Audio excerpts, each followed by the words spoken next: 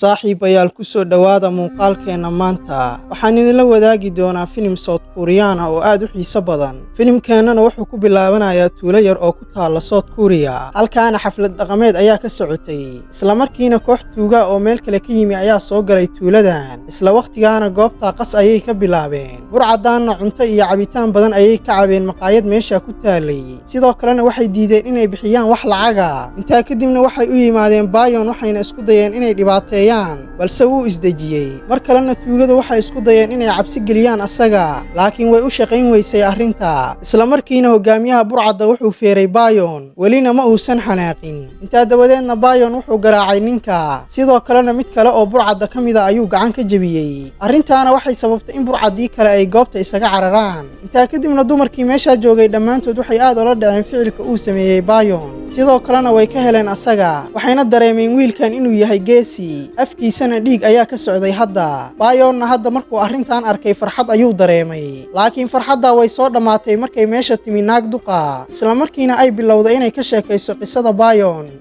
habeenada ka mid ahna Bayon asagoo iibinaya keeg, gabar macaamiisha ka mid ah ayaa asaga ugu yeeratay musqusha. Bayonna si xishood leh ayuu u soo galay meesha, isla markiina gabadhu waxay asaga u soo jiidatay baraagada qubayska. Bayonna hadda diyaar uma ahayn waxa ay rabto gabadhan, sidaa darteedna isla markiiba wuu qayliyey asaga. sidoo kalena aad buu u yaabay markuu ogaaday inay tahay islaan duqa, wuuna murugooday sababtoo ah waxay ahayd markii ugu horreysay uu qof dumar ay u soo dhawaato asaga. maadaama habeenka uu ku adkeeyey islaanta duqa ahna, hadda waxay bilowday inay gabdhaha kale uga sheekayso Bayon, waxayna ku tilmaamtay wax matare, ayadoo gabdhaha kale u sheegaysa inuusan waxba samayn karin asaga. meel kalena Bayon walaalkii ka weyn King Mog cagsi ayay isku ahaayeen asaga, waana nin raga oo shabeelnaagooda. markuu hadda qubaysanayana dumar badan oo reer miyi ah ayaa soo dabagelaya asaga, sidoo kalena si dhuumaalaysiya ayay ku fiirsanayeen asaga. Bayonna wuxuu damacsanaa inuu raadiyo walaalkii King Mog, laakiin markuu arkay gabdho badan oo asaga dabagelaya asagoo xishoonaya ayuu goobta isaga tagay. intaa kadibna Bayon wuxuu aaday biyo dhaca, meeshaana wuxuu kula kulmay dhakhtar indhala-aan ah oo aad u awood badan. ninkan isla markiiba wuxuu aqoonsaday Bayon inuu yahay nin gabdhaha ka cabsada. sidoo kalena Bayon hadda markuu arrintan ogaaday asagoo murugaysan ayuu meesha isaga tagay, wuxuuna ku soo laabtay maqaayadda aad buuna u cabay, asagoo is-ilowsiinaya xaaladda uu ku jiro. intaa kadibna gabadhii maqaayaddaa lahayd ayaa si ula kaca u hubisay asaga, sidoo kalena waxay ogaatay xanta ninkan laga sheegayo inay run tahay. intaa dabadeedna aad baa loogu camirtay asaga. arrintaana waxay sababtay in Bayon uu xanaaqo, sidoo kalena wuxuu bilaabay inuu burburiyo alaabtii meesha taallay.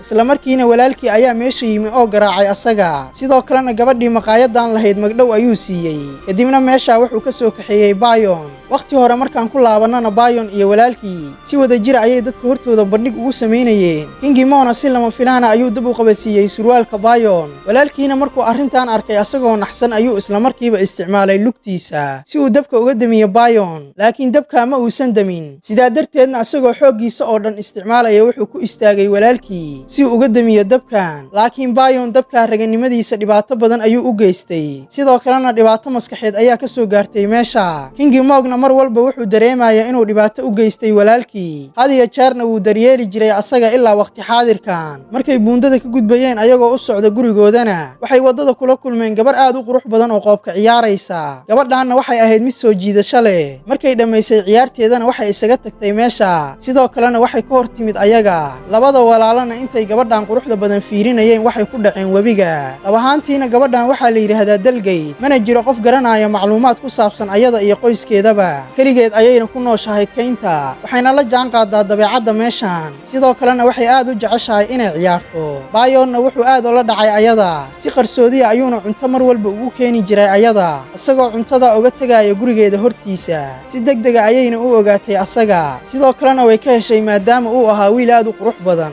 gabadhaanna dharka ma aysan jeclayn markay webiga ku dabaalanayso. arrintaana waxay keentay inay soo jiidato rag badan oo tuuladan ku noolaa. dumarka qaar ee raggooda ay gabadhan aadka oga heleenna way ka maseereen ayada, waxayna isku soo bahaysteen oo ay rabeen inay garaacaan gabadhan indhasarcaadisay raggooda. laakiin nasiib wanaag King Mog ayaa isla waqtigaaba meesha yimi, wuxuuna badbaadiyey ayada. intaa kadibna King Mog wuxuu ayada geeyey gurigeeda, sidoo kalena markuu guriga ku soo laabtay Bayon wuxuu u sheegay in 5 maalmood gudahood loogu guurin doono asaga. Bayonna hadda markuu hadalkaa maqlay aad buu u xumaaday, isla markiina wuxuu isaga tegay guriga asagoo aadaya dhanka webiga. markuu meesha tagana nin wadaada iyo wiilkiisa ayuu si lama lama filaana goobta ugula kulmay waxayna asaga ka dalbadeen inuu caawiyo maxaa yeelay waa la shirqoolay ayaga. Bayonna isla waqtigiiba wuxuu halkaa ka soo badbaadiyey labadooda. Intaa dabadeedna raahibku wuxuu eegay Bayon isla markiina wuxuu fahmay ninkan dhalinyarada inay dhibaato badan haysato asaga. Intaa kadibna ninkii odaga ahaa wuxuu go'aansaday inuu u abaalgudo Bayon sidoo kalena uu dhibaatadiisa u xalliyo. Sanado badan ka horna naag carmala oo da'dhexaad ah ayaa kaligeed noolay 30 sano. Intaa dabadeedna macbad qadiimi ah ayay timid ayadoo hadiyad wadata. Halkaana waxay ku muujisay rabitaankeeda ah inay nin rabto sidoo kalena ay rabto inay ilmo dhasho. Isla markiina raahibkii meesha joogay geed ayuu siiyey ayada. Islaantaana waxay garan weysay wax loo isticmaalaya geedkan. Sidoo kalena wadaadka waxay weydiisay muxuu tarayaa geedkan. Intaa kadibna geedkii ayaa shidmay. Isla markiina si lama filaana rag badan oo soo jiidasho leh ayaa halkan u yimi.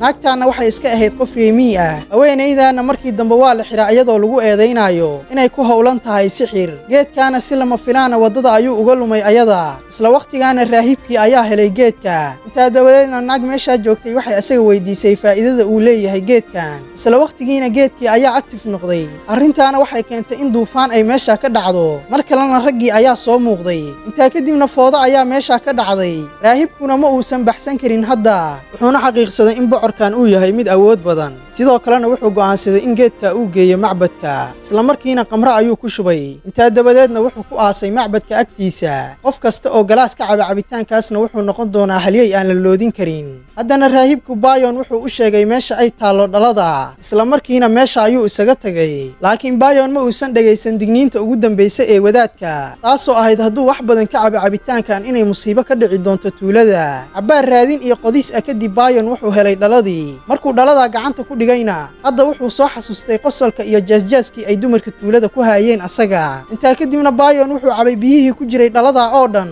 asagoo aan waxba ka reebin. Dhirgidda cabitaankaana raginimadiisii ayuu dib u helay. Sidoo kalena aad buu u xoog badnaaday asaga. 3 bari kadib ayuuna soo kacay Bayon. Isla markiina wuxuu ogaaday in dhammaan raggii tuulada loo diyaariyay inay ciidan noqdaan. Arrintaana waxay ahayd musiibadii ugu horeysay ee ficilka uu sameeyay asaga. Walaalkii King Mona asna wuxuu ku biiray ciidamada asagoo wakiilka ah Bayon. Waqti kadibna Bayon wuxuu ku soo laabtay guriga si uu u helo dalgayd. Isla markiina wuxuu arkay ayadoo meesha joogta. Intaa kadibna waqti qurux badan ayay wada qaateen labadooda. Sidoo kalena aad bay isaga heleen labadooda. Haddana gabadhu waxay bilowday inay soo jiidato asaga. Arrintaana Bayon waxay gelisay jawi nooc kala ah. Raginimadiisa ayuuna muujiyay. Halkaana waxaan ka ogaanaynaa in geedka uu shaqeeyay. Si uusan xumaantii uu walaalkii sameeyay oo kale uusan u samaynin goobta ayuu isaga tagay. Habeenka oo dhan naxaabo ayuu gurayay Bayon. Intaa dabadeedna aad buu u oomay. Wuxuuna aaday tog u dhawaa meesha si uu biyo uga soo cabo. Laakiin Bayon aad buu u cabay biyihii. Intaa kadibna toggii oo dhan ayaa qalalay. Si lama filaan ahna kayntii meesha ka dhaway dab ayaa ka kacay. Isla waqtigaana Bayon wuxuu aaday buurta dusheeda si uu isugu dayo inuu damiyo dabka. Laakiin ninkii indhoolaha ahaa ayay mar kale meesha isku arkeen. Meel kalena gabar uu dhalay maayarka tuuladan ayaa ku dhex xayirmatay.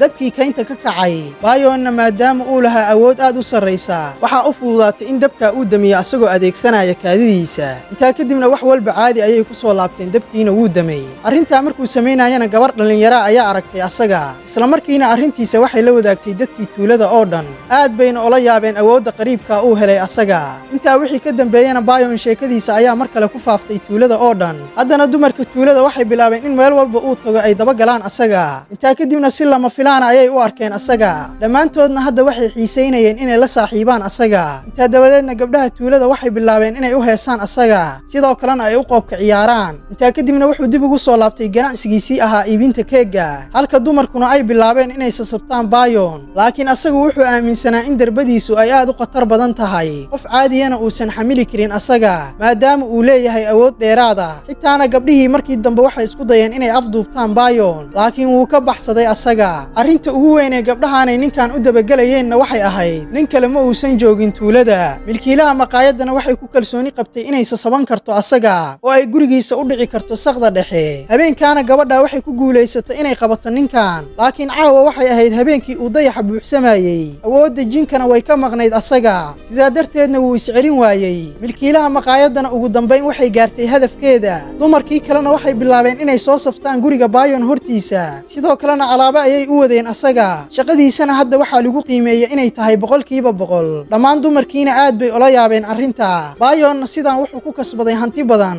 Markii dambena wuxuu xaqiiqsaday inuusan samaynin wax fiican siduu u maleynaayo markii hore. Sababtoo ah dhab ahaantii runtii wuxuu asaga jeclaa Dalgeyd gabadhuna markay aragtay wuxuu sameynaya aad bay u murugootay ayada sidoo kalena aad bay uga xanaaqday asaga intaa kadibna naagtii milkiilaha ahayd aabaheed ayay u sheegtay asaga waxayna tiri Bayon wuu ikufsaday arrintaana waxay keentay in la xiro asaga intaa dabadeedna maayarka tuulada wuxuu la tartamaya boqor kale oo reer galbeed ah asagana tartanka waxa ku matalaya Bayon waxaana laga rabay in xaniyihiisa uu ku qaado bir culus qofkii biro badan xaniyaha ku qaada ayaana ku guuleysan doona tartankan sidoo kalena ninka ka soo horjeeda wuxuu u muuqday mid cabsi gelinaya asaga ninkaana wuxuu awooday in 3 birood uu hal mar wada qaado qof walbana markuu arrintan arkay aad buu u yaabay halka Bayon uu ku dhibtoonayo inuu qaado 2 xabbo oo kaliya gabadhan yarna hadda doorasho kale ma aysan haysan sidaa darteedna ayadoo awoodeeda adeegsanaysa waxay kor u qaaday birahaas intaa kadibna Bayon wuxuu awooday in birihii oo dhan uu hal mar kor u wada qaado natiijo ahaan hadda waxaa soo baxday inuu qaaday 11 birood arrintaana waxay ka dhigan tahay inuu guuleystay asaga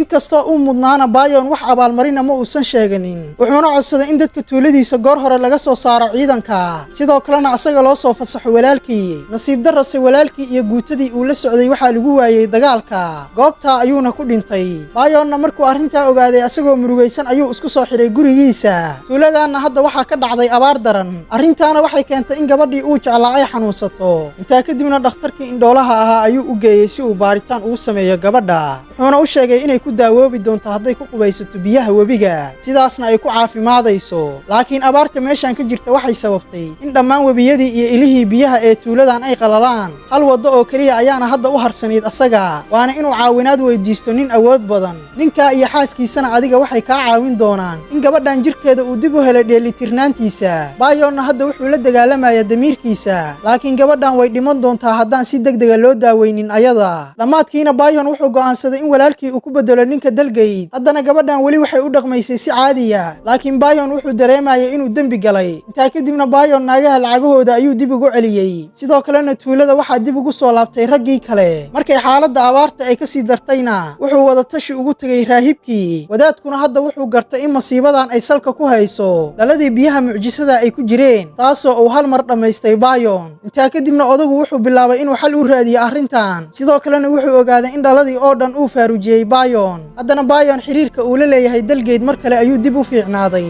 dhinaca kalena raggii tuulada way xanaaqeen markay ogaadeen intay maqnaayeen in naagahooda uu faraxumeeyo Bayon sidoo kalena hadda waxay go'aansadeen inay qabtaan asaga meel kalena Bayon markii dambe wuxuu ogaaday in walaalkiis uusan dhiman haddana wuxuu ka qoomameeyay ficilkii uu sameeyay asaga intaa kadibna Dalgeyd uur ayay yeelatay laakiin abaartan darteed ayada iyo ilmaheeda yarba waxay u dhiman doonaan biyo la'aan Bayonna hadda wax doorasho oo kale ma uusan haysan sidaa darteedna wuxuu isku dhiibay maamulka walaalkiina markuu dib ugu soo laabtay tuulada wuxuu bilaabay in si naxariis leh u daryeelo Dalgeyd halkaana waxaan ka ogaanaynaa in gabadhan ay tahay xaaska Bayon waxaana hadda soo baxday Bayon inuu yahay nin raga oo dhammaystiran sidoo kalena gabadhan waxay aaminsaneed in ninkeeda uu u wanaagsan yahay ayada waxbana aysan ka qusaynin waxay dadka kale ka sheegayaan asaga meel kalena Bayon waxaa lagu qasbay inuu galo god mana uusan ogeyn meesha inay asaga ku sugayso oorso Bayonna meesha wuxuu sii joogay muddo dheer qof kastana wuxuu u maleynayo inuu dhintay asaga laakiin King Kimbo wuxuu awoodi waayay inuu badbaadiyo walaalkii sidoo kalena uu gudaha u galo godkaas halka Dalgeydna ay isku dayday inay badbaadiso asaga laakiin waa laga hor istaagay arrinta intaa dabadeedna naagtii duqda ahayd waxay dareentay inay dambi ka gashay Bayon sidoo kalena dadka oo dhan waxay ka codsatay inay caawiyaan asaga haddana Bayon dadkii taageersanaa waxay bilaabeen inay u heesaan asaga sidoo kalena ay u duceeyaan isla markiina daruuro roob ayaa isi soo xiray